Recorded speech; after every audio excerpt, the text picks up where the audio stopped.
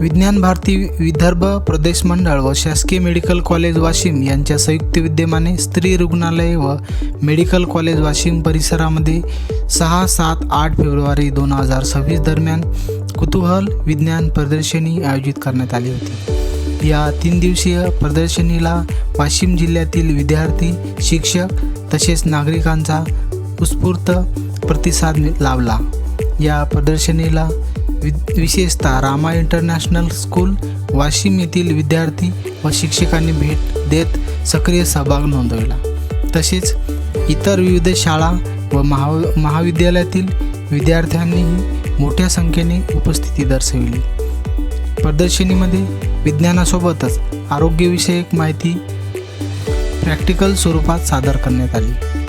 मानवी शरीरातील विविध अवयवांची कार्यप्रणाली सजीव मॉडेलद्वारे स्पष्ट करण्यात आली।